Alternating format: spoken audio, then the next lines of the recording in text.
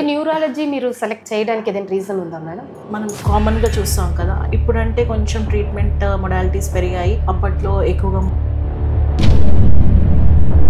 న్యూరాలజీలో neuro అంటేనే భయం.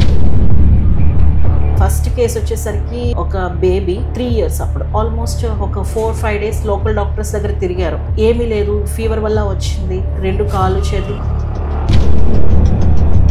5th day ఏంటి, ఫిట్స్తో వచ్చింది ఆ బేబీ.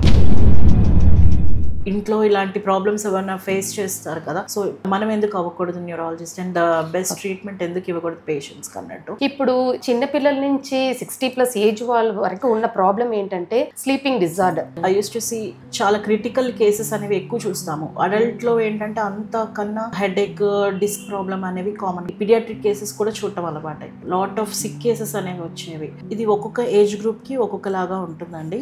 బేసికల్ గా ఇప్పుడు psychological stress, physical stress, life style habits change అవ్వడం వల్ల, ఎన్విరాన్మెంటల్ చేంజ్ అవ్వడం వల్ల, బెడ్ వెట్టింగ్ వల్ల, నైట్ ఎక్కువగా యూరినేట్ వెళ్ళడం వల్ల వస్తుంది.